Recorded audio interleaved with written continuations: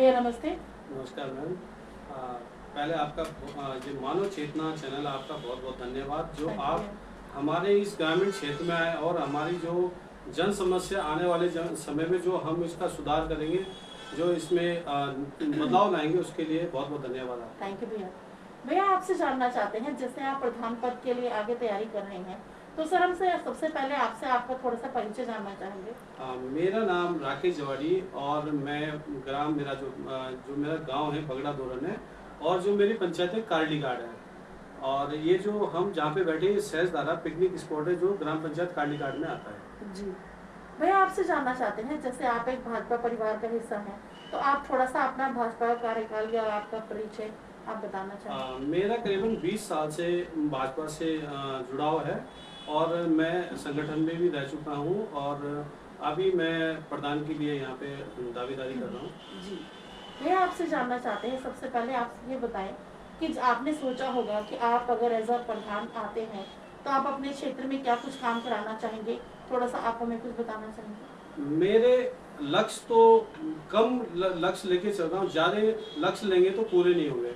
तो मेरा लक्ष्य रहेगा क्योंकि ये सहजधारा पर्यटन पंचायत है, तो मुख्य जो मेरा लक्ष्य है कि सहजधारा को एक पर्यटन पंचायत का नाम और दर्जा देना है और इस पंचायत को विश्व पटल पे लाके खड़ा करना है। दूसरा जो लक्ष्य रहेगा एक महिला सशक्तिकरण में, क्योंकि आज सरकार बहुत सारी सुविधाएं दे रही है महिलाओं को, परंतु वो सुविधाएं महिलाओं तक नहीं पहुंच पा रही है। तो मेरा लक्ष्य रहेगा जो सुविधाएं हैं वो महिला तक पहुंचे। और जैसे कि अभी हमारा जो सहजधारा है 2 महीने के लिए हमारा तो रोजगार मिल जाता है जी, पर मैं चाहता हूं कि हमें 12 महीने का रोजगार मिले। तो उसमें कि महिलाओं के माध्यम से छोटे छोटे जो कुटीर उद्योग जो हम अपने घर पे कर सकते हैं, जैसे पानी का प्लांट लगा सकते हैं, दोने पत्थर का प्लांट लगा सकते हैं, मसाले का प्लांट लगा सकते हैं और कई हद तक हमारे महिलाओं ने काम किया। परंतु यहाँ पे समस्या क्या है कि पंचायत का सपोर्ट ना होने के कारण वो उस स्तर पे कर नहीं पाए। तो मेरा ये अगली जो ये अभी 1 महीने के बाद जो हमारी सरकार आएगी, जो पंचायत की सरकारी कहा जाता है और जिसमें जनता का आशीर्वाद मिलेगा, तो पहले लक्ष्य में हम ये काम करेंगे। जी भैया आपने बहुत अच्छी बात बताई। सर आपसे एक बात और जानना चाहेंगे, जैसे आपका परिवार भी यहाँ बहुत लंबे समय से रहता है, तो आपने भी ये चीज़ महसूस करी होगी कि हमारे युवा साथी युवा बच्चे नशे में पड़ते जा रहे हैं और देहरादून ही नहीं यहाँ और जगह भी मैंने ये देखा कि नशे का कारोबार बढ़ता ही जा रहा है। तो सर आपने सोचा होगा कि अगर आप एज अ प्रधान आते हैं तो आप नशे को लेकर अपने क्षेत्र में क्या कुछ कराना चाहेंगे। इस संदर्भ में कई बार हम ऐसे प्रयास कर भी चुके हैं। कई बार हमारे गांव में जो महिलाएं हैं और हमने भी प्रयास किया कि जैसे शादी के समय हम शराब ना परोसे, जैसे आज जो हमारा जो कल्चर बन चुका है जी। और सहजधारा में समय समय पर हम पुलिस के माध्यम से चेकिंग करवाते रहते हैं, जिसके कारण यहाँ पे जो शराब आती है पीते हैं लोग तो उससे हुड़दंग होता है।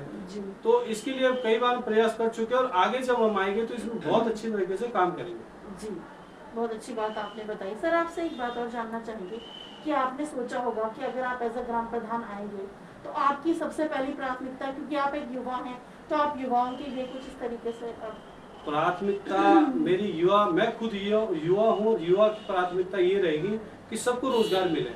जी। जैसे कि हम अभी सहजधारा में रोजगार तो कर रहे हैं, पर मेन जो सरकार की तरफ से यहाँ पे थोड़ी कम सुविधा दी गई है, जैसे घाट का भी निर्माण होना है कहीं पे, जैसे कि यात्री के लिए एक बैठने की अच्छी व्यवस्था हो जिससे कि वो 12 महीने आए। वास्तव में जो समस्या है कि जून के बाद जैसे हमारे तालाब वगैरह टूट जाते हैं तो उसके बाद हम नहीं ना तो यहाँ पे तालाब बनाते ना हम कुछ और काम करते हैं। तो मेरा लक्ष्य रहेगा कि हम तालाब बनाए, इसमें नाव छोड़े जिससे हम पैरों से चला सकते हैं। तो एक तो तालाब पानी से भरे रहेंगे, पर्यटक आएगा तो फोटो खिंचवाएगा, नाव में बैठेगा, जब बैठेगा रुकेगा तो खाना भी खाएगा। तो उससे क्या होगा, जो हमारे दुकानदार 70% दुकानदार जो दुकान बंद करके चले जाते हैं तो कम से कम 10 महीने 12 महीने यहाँ पे बैठेंगे, जब बैठेंगे तो रोजगार भी मिलेगा। जी बहुत अच्छी बात आपने सर बताई। सर आपसे एक सवाल और पूछना चाहूंगी कि जैसे मतलब आपने ये चीज़ महसूस करी होगी, हमारे युवा बच्चे जो हैं अपनी संस्कृति को छोड़कर दूसरी संस्कृति की तरफ जा रहे हैं, तो सर आप हमारे चैनल के माध्यम से उन युवाओं से कुछ कहना चाहेंगे। बिल्कुल, मैं कहना चाहूँगा वेस्टर्न कल्चर में कुछ नहीं रखा। आज वेस्टर्न कल्चर, मैं भी खुद फॉरेन रिटर्न हूँ, मैंने वहाँ पे देखा वहाँ के लोग हमारी सभ्यता अपना रहे हैं। जी। आज जो हमारे उसमें कि कम कपड़े पहनना आदमी के एक माइंड सेट हो गया कि मैं बहुत विकसित हूँ, बहुत डेवलप अपने को समझता हूँ, तो शायद ये भ्रम है और इस भ्रम को हमें तोड़ना चाहिए और जो हमारी सभ्यता जो संस्कृति है उसको अपनाना चाहिए। जी, बहुत अच्छी बात बताई सर आपने। यहाँ सिक्योरिटी वगैरह भी काफ़ी है इस तरीके से, तो सर फिर भी आप हमारे चैनल के माध्यम से किसी डिपार्टमेंट से या पुलिस प्रशासन से अगर आप कुछ कहना चाहें तो। वैसे तो पुलिस प्रशासन का बहुत अच्छा सहयोग रहता है हमारे साथ और ये हो सकता है कि आने वाले समय में और अच्छा समन्वय बैठाएंगे पुलिस के साथ भी, और जैसे कि फॉरेस्ट वगैरह जो आसपास की फॉरेस्ट में भी हम काम करें तो उसमें अच्छा समन्वय करेंगे आने वाले समय में। जी भैया, एक चलते चलते सवाल और कि आप हमारे चैनल के माध्यम से ही अगर आप किसी डिपार्टमेंट से अपने क्षेत्र की कोई समस्या या कोई रिक्वेस्ट वगैरह अगर आप करना चाहेंगे। समस्या और रिक्वेस्ट तो बहुत ज़्यादा हैं, क्योंकि मेन समस्या जो है कि सहजधारा को पर्यटन स्थल पे लाना है, क्योंकि ये पर्यटन स्थल कम से कम 100 साल से ऊपर हो गया, पर आज जो यहाँ की जो स्थिति बहुत खराब है, पर्यटन ने ज़्यादा कोई अच्छा यहाँ पे ध्यान नहीं दिया, ना कोई डेवलप करा। तो मेरी प्राथमिकता रिक्वेस्ट है कि आप प्लीज़ हमारी तरफ देखिए, क्योंकि यदि रोजगार मिलेगा तो पलायन रुकेगा, जो आज मुख्य कारण हो रहा है। और बहुत हद तक यदि हम रुके हैं तो इसी रोजगार के कारण, यदि सहजधारा ना हो तो हम भी कहीं दिल्ली बॉम्बे, मैं भी खुद बाहर रह चुका हूँ, तो हम बाहर नहीं जाएंगे।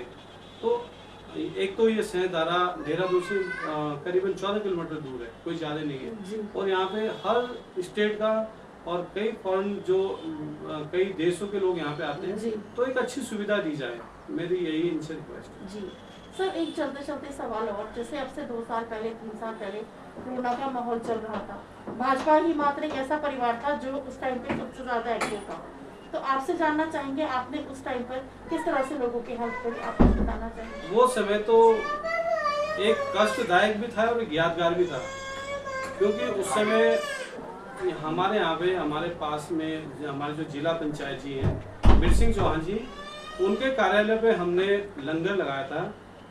दरअसल समस्या ये आ गई थी, यहाँ पे जो बाहर के लोग हैं, जो मजदूर लोग हैं, वो बेचारे यहाँ पे करीबन 150-200 लोग फंस गए थे, तो गाड़ी वगैरह चल नहीं रही थी। तो हमने अपने सहयोग से वहाँ पे 1 से 1.5 महीना हमने किचन चलाई और राशन बांटा, जिसमें सभी हमारे कार्यकर्ता, बीर सिंह चौहान जी, हमारे मंत्री जी, वो उनका भी पूरा सहयोग रहा, गणेश जोशी जी का बहुत सहयोग रहा वहाँ पर हमारे किचन के लिए।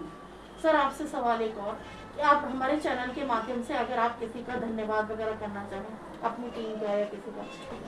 धन्यवाद तो मैं सर्वप्रथम अपने माननीय गणेश जोशी जी का करना चाहूँगा, जो भी उत्तराखंड के यशस्वी कैबिनेट मंत्री हैं और जो हर समय हमारे साथ सुख दुख में खड़े रहते हैं, और साथ में हमारे बीर सिंह चौहान जी हैं जो जिला पंचायत सदस्य हैं।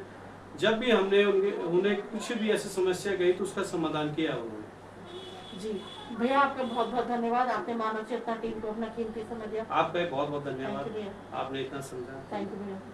दोस्तों, अभी आपने सर की बातों को सुना। मैं इस क्षेत्र के लोगों से, इस पंचायत के लोगों से यही अपील करूंगी कि जैसा प्यार अभी तक आपने सर के साथ बनाए रखा, इसी प्यार को जारी रखें वोटों के रूप में, क्योंकि जल्दी ही अब नगर पंचायत के इलेक्शन आने वाले हैं। भैया को भारी मतों के साथ विजयी बनाएं, क्योंकि भैया की सोच अच्छी है, ये युवाओं को, मातृशक्ति को और अपने क्षेत्र को, अपनी पंचायत को आगे देखना चाहते हैं।